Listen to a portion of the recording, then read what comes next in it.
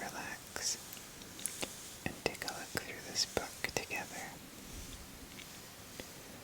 So this is Elden Ring, The Lands Between, Books of Knowledge, Volume 1.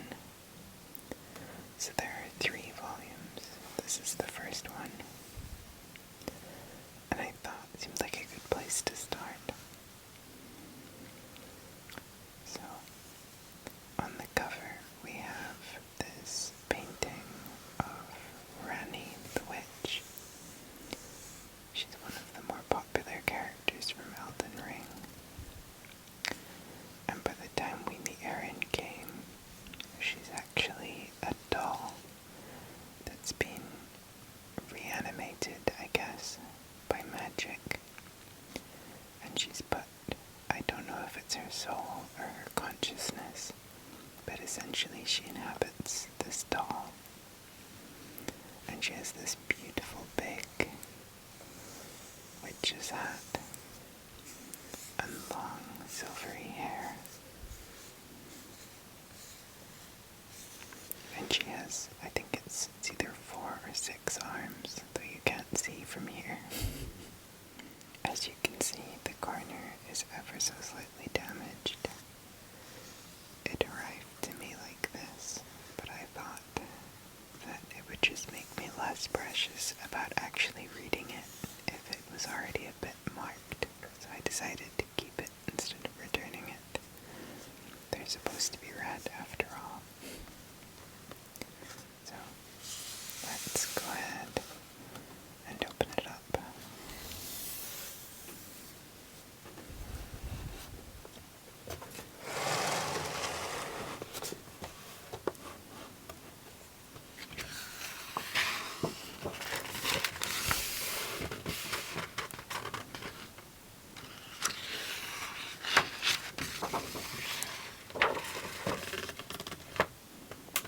So there's this gold ribbon.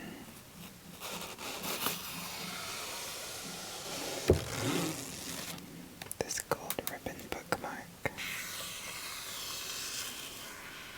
which you can use to keep track of where you are in the book as you're working through. So, Volume 1 Overview. This volume contains the first 4 chapters of the Books of Knowledge. Each of these chapters is outlined here to provide you with an overview of how the book is structured. Chapter 1, System Guide. Chapter 2, World Guide. Chapter 3, Dungeon Guide. And Chapter 4, Quest Guide. So because there's a Volume 1 and a Volume 2, there's actually different things in each of the books. And they're not just split. They're not just split chronologically. World History, it says, while not a full chapter, this unique section lays out the history of Elden Ring's world and lore up to the point where the game begins. Everything is fully referenced and sources are provided for every piece of this complex storytelling puzzle. Maybe we should start there. Looking at the table of contents, Chapter 1, Chapter 2, Chapter 3, Chapter 4. Wow, Chapter 4 seems quite big. Okay, here, World History on page 502. So let's...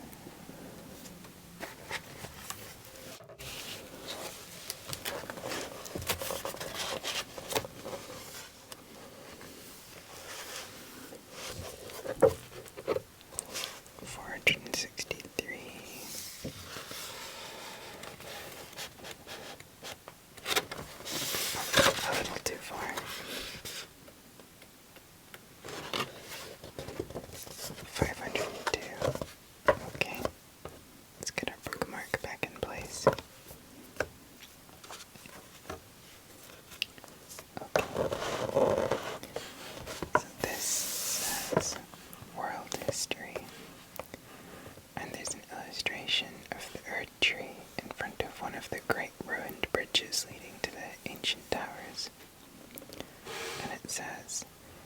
this chapter, you will find a brief history of the lands between, as an exhaustive analysis of Elden Ring's lore would fill an encyclopedia purely on its own merit. The information presented herein serves simply to introduce the setting and major characters in a concise, practical manner. Each of the following topics summarizes a key portion of the game's backstory leading up to the present time and the beginning of your journey as a tarnished champion. Together, they provide basic insight and clear context for the current state of the world, your character's potential motivations, and the stakes of your decisions as you proceed. And then, I believe, is this Placidusax, one of the ancient dragons. So, starting with the primordial lands. So Placidusax, I guess that is him there. So during the earliest period of history, all life originated from the Crucible, the primordial form of the Earth Tree, within which the aspects of every living creature were merged together. The Crucible's primal vital energies gave rise to new species with every imaginable combination of traits: amphibian, avian, reptilian, mammalian, and countless others besides. The lands were dominated by beasts who had gained intelligence, as well as the ancient dragons whom they served. Dragon Lord Placidusax is said to have presided over this era as the first Elden Lord long before the establishment of the Golden Order. And then here we have 11, wow, the number 11 items from Elden Ring, which support this, I guess, analysis or summary. So we have the aspects of the Crucible incantation. We have the winged misbegotten ashes. We have the Crucible knot talisman. Oh, that's a tricky one. I'm gonna say Cincadea, perhaps. We have the Beastman's cleaver. We have the Beastman's jar shield. We have Azula Beastman ashes. The Crucible tree set. Ordovus's greatsword, Siluria's tree, and remembrance of the Dragon Lord. So it looks like this section also includes visitors from beyond. The fledgling planet was not alone in the vast expanse of the cosmos, and before long a host of outer gods and fell creatures of the starry void took notice of its existence, exerting varying degrees of influence over the young planet and its civilizations. Of these entities, the Greater Will played the most direct and significant role in shaping the new world, and is said to have sent a golden star to the lands between, bearing a beast, which was the living incarnation of order, and would later become the Elden Ring. To spread its teachings and cement its control over the populace, the Greater Will relied on a cadre of bizarre, hand-like creatures known collectively as the Fingers, which served as its missionaries and its enforcers. After a long and brutal series of conflicts, this led to the establishment of a theocracy dedicated to the Golden Order, a system of absolute laws embodied by the Earth Tree and sustained through the Elden Ring's power. And the items they've used to come to this conclusion are Mogwin's Sacred Spear, Blood Boon, Briars of Punishment, Nox's Mirror Helm, Miquella's Needle, Unalloyed Gold Needle, Remembrance of the Natural Born. I hate that character, by the way. Astel, so annoying. Onyx Lord's Greatsword, Newman base template, and the character creation, Elton Stars.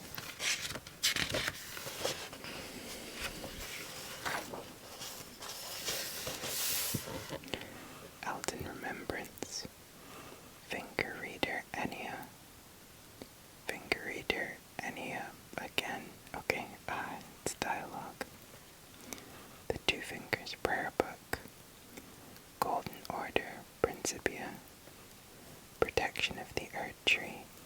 Stranded Souls, Altus Plateau, Two Fingers via Finger Reader, Enya, and Golden Order, Great Sword.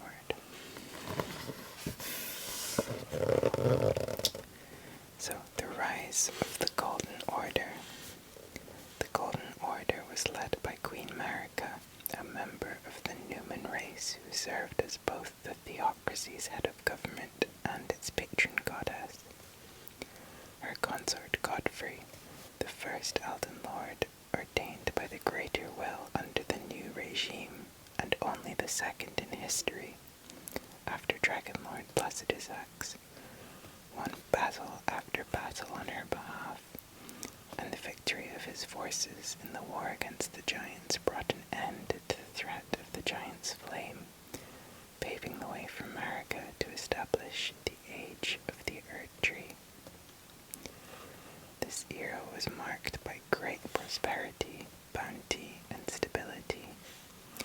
The Elden Ring had rewritten the very laws of nature, confining destined death and enabling the souls of the departed to reincarnate by returning to the Erd Tree through its roots, while blessings rained down like tears upon the living. The Age of Plenty was not to last, however, and before long the fickle Marika shattered the Elden Ring by her own hand, upending the Golden Order and throwing the very foundations of existence into disarray. That's interesting. I'm not sure fickle is the correct word or a correct word to really describe Marika based on what we know now after the Shadow of the Erd Tree DLC. But I guess this would have been written well before then, and I also think, my understanding is this was written by the people who wrote this book based on item descriptions rather than a lore guide that the developers themselves were using, which, makes sense. I think From Software likes the mystique.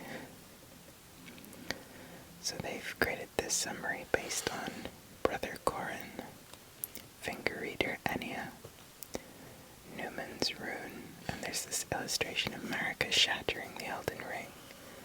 You can see her long braid sort of flowing behind her in her dress. Melina, Elden Lord Set, Surge, O Flame, Smithing Stone, War Memorial, Mountaintops of the Giants, Troll's Golden Sword, Giant Crusher, Erd Tree's Favor, Icon Shield, Blessing's Boon, Mending Rune of the Death Prince, Finger Reader Enya, Stranded Souls, Stormfoot Catacombs, Root Resin, Rosa's Axe, Map, Deep-Root Depths, Erd Tree Heal, Narrator, I guess, Marika's Hammer, and Mending Rune of Perfect Order. And up here we have an image of the Two Fingers, an image of Rundiggle Hold with the grace in the middle. And then this is the chamber just before the door to the Erd Tree, essentially, so you only access this area very late in the game.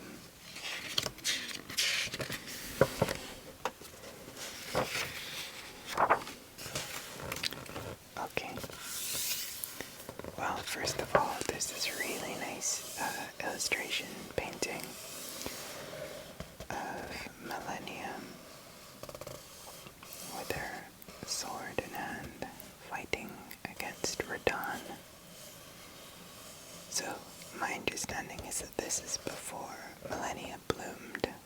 So, Radahn was kind of at this peak strength, and Millennia, in order to win, kind of had to release the Scarlet Rod. But again, this scene, the context of this scene changes quite a lot as a result of the DLC. But let's read what it says about the Shattering. So, the Shattering.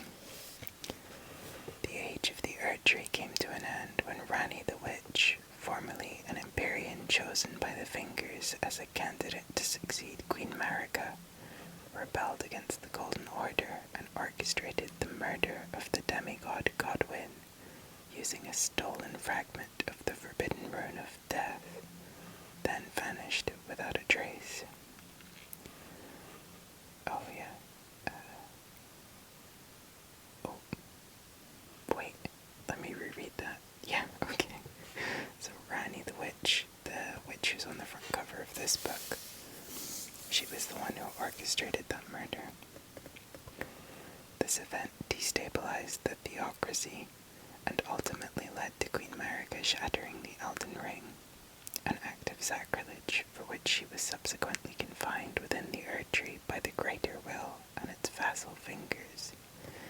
And here there's actually an image of Godwyn being slain by I think they're called Black Knife Assassins. The vacuum of power left in the wake of Marika's imprisonment was filled by the remnants of her lineage, each vying for possession of the Elden Ring's scattered shards in a long and brutal war which later became known as the Shattering.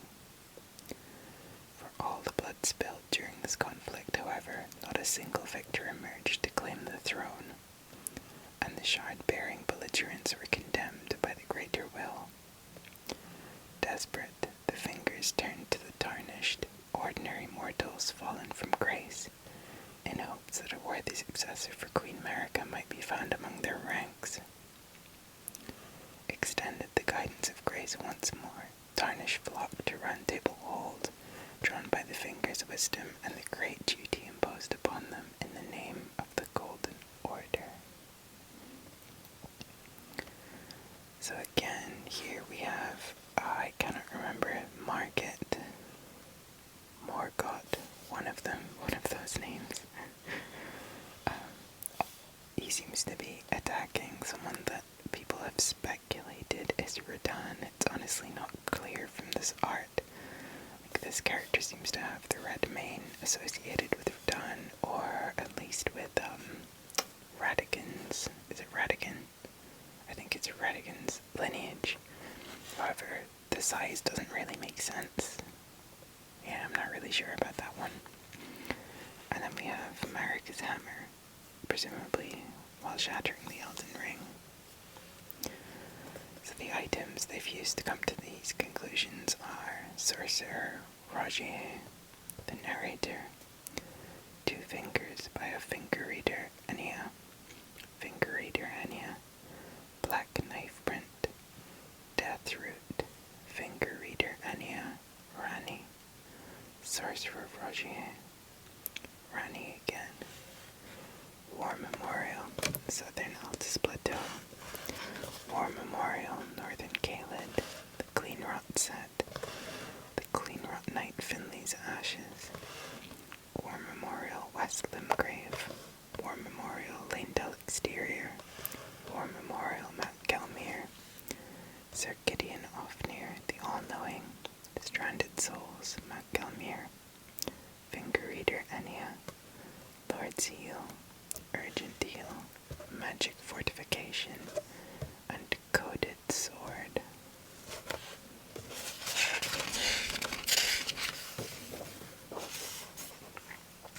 And I think this is the last World History chapter. Yeah. So, a fractured world. The methods employed by the 2 fingers to preserve the fragmented laws of nature and compel cooperation by the tarnished were less than subtle, and the Greater Will made stark examples of any who opposed it or existed outside the bounds of its order. Over time, however, the fingers' power and influence began to wane, and their inability to effectively mitigate the fallout from the Elden Ring's destruction earned them ever more skeptics, not to mention an increasing number of genuinely dangerous enemies. Yet, even as life itself lies in shambles, so too does a glimmer of hope endure, and where the Greater Will and its vassals have failed, a tarnished may still succeed. Many possible solutions lie ahead, and once you've overcome the many trials on the path to lordship, it will be up to you to choose which whichever you deem most fitting. So image-wise on this page, we seem to have Volcano Manor. We have Torrent sniffing the feet of the Torrent. Not like that. This one I'm honestly not sure about, because that looks like Godfrey's Beasts or Rosh, but then this person seems to be impaled on some kind of sword. Yeah, I'm not really sure what's going on here. And then down here we have, I'm not sure what to make of this one either. Here we have a statue of Marika, like you find in the churches. And there seems to be someone performing maybe some kind of funeral rites for a hero. If this is from the intro, this might be like Gideon Ofnir or something, I'm not entirely sure. So the items that they've used to come to this conclusion are Assassin's Approach, Darkness, Crepus's Vial, the Nox Monk set, Fingerslayer Blade, D, Hunter of the Dead, Darien, Holy Water Pot, Litany of Proper Death, Order Healing, White Mask Far, Blackguard Big Boggart, Lord's Divine Fortification, Sir Gideon Ofnir the All-Knowing, Tanith, Volcano Manor Proprietress. That's a great word, by the way, proprietress. I love anything that puts like dress on the end. I think that's great. You're not a singer, you're a songstress. Taker's Cameo, Shibrary, Melina again, and Finger Reader Anya. So that kind of explains the state of the world when Elden Ring begins. I think I do want to see if I can find anything about Blythe in this book. He's probably my favorite character in Elden Ring. Ranni and her vassals on 378. Maybe we'll see Blythe there. Ooh, that's actually a really nice sound.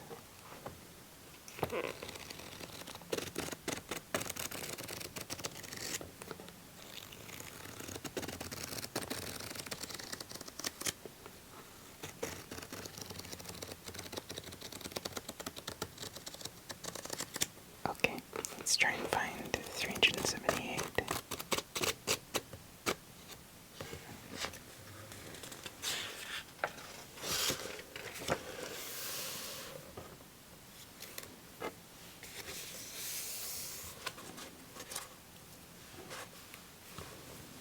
Okay, Ranni and her vassals.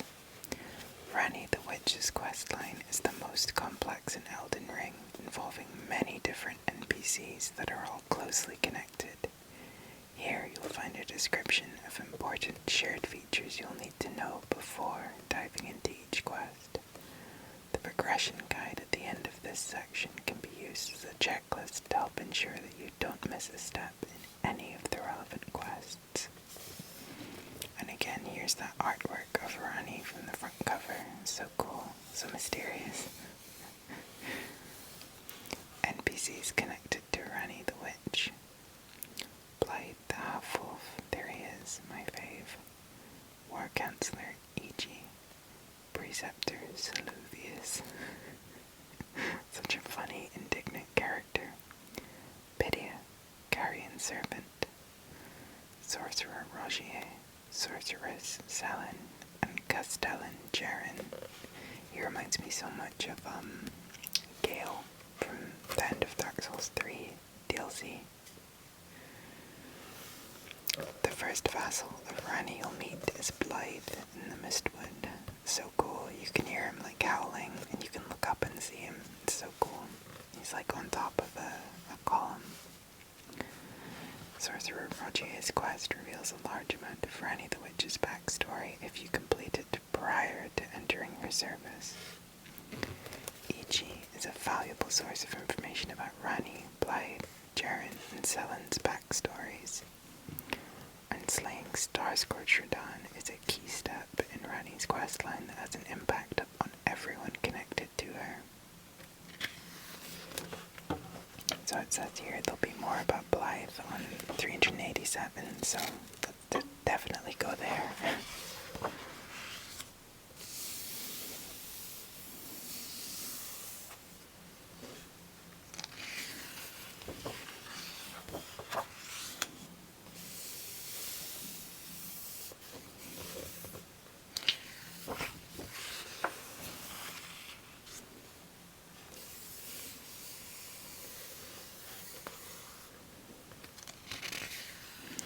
On the topic of Ranni, I really love her visual connection to the moon. Like a lot of the time you see her, she's kind of in these big negative spaces, and she has a very blue, sort of lunar, ethereal appearance. It's very cool. There he is. There he is, my fave, Blythe the half-wolf. So,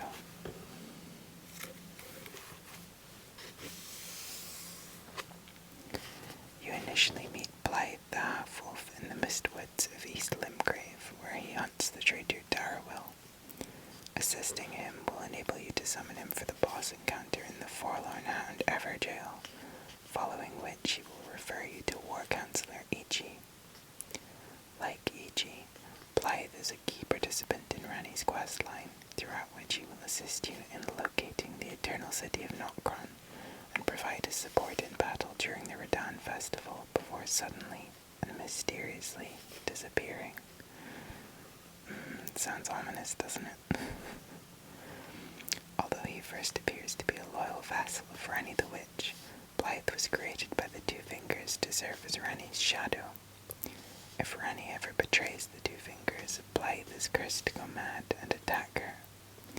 Knowing this, Ichi seals Blythe within the Forlorn Hound Everjail after the Radahn Festival. Regardless of whether you choose to release him, when Ranni slays the Two Fingers, Blythe's latent curse activates, and he can be found at Ranni's Rise, surrounded by the corpses of assassins. Despite the influence of the curse that drives him to attack Ranni, he is steadfast in his attempts to resist it, to the point that he seemingly can no longer tell friend from foe. It will be up to you to kill him, following which you must inform Ichi of Blythe's death in order to bring their stories to a conclusion. So yeah, pretty sad, but he's still my fave. You can see him here. He's got the head of a wolf, but quite humanoid in appearance. And he has this long cloak, almost reminds me of Eileen the Crow from Bloodborne. And a great sword too, one-handed great sword. And he's very soft-spoken. He has a really nice voice. I won't even try to imitate his accent. I think it's Welsh. But yeah, really nice voice.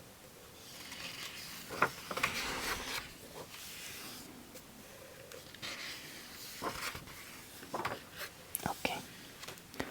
Let's just spend a little bit of time flipping through, and then I think we'll wind down for tonight.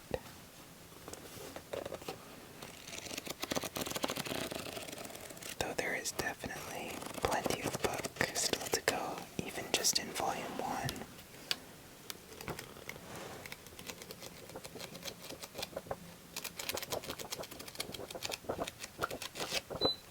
So if this is something you're interested in, please let me know, because I am more than happy to give this another look in future. I can talk about Elden Ring all the time.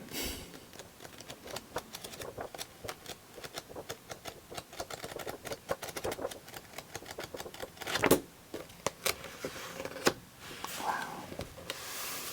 The art is so beautiful.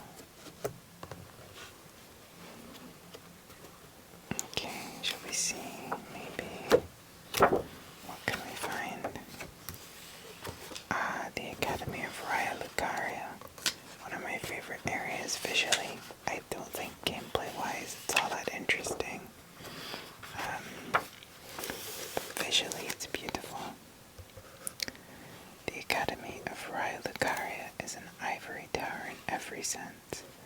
Learned sorcerers own their craft here, isolated from the world beyond their walls due to an edict forbidding visitors from outside. There are no secret entrances this time. The only way in is through the front gate, and the only way through the front gate is with a glintstone key.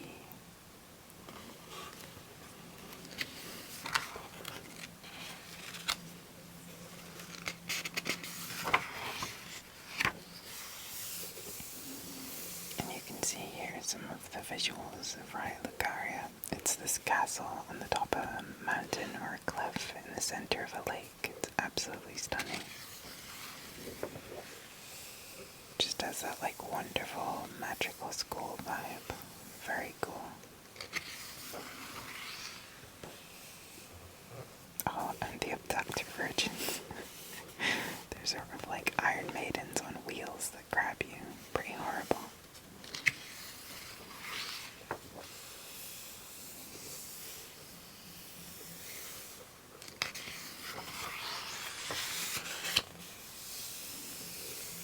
Yeah, just look at the color of the sky. It's beautiful, like light blue, kind of greeny. It's so pretty.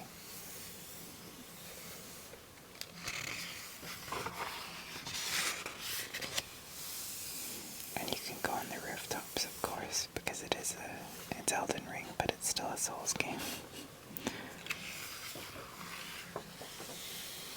Right, and that takes us to Volcano Manor. Okay, well, I'm going to end this video here for today.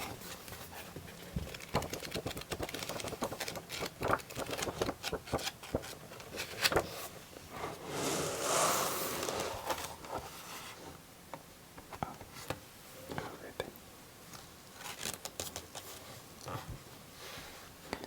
But thank you very much for joining me, and I hope you're feeling rested and relaxed. What's your favorite thing from Elden Ring? I'd love to hear, and maybe we can have a look at it in the next one. But until then, I hope you have a wonderful day, evening, whatever you're doing. Stay well, and I'll see you soon.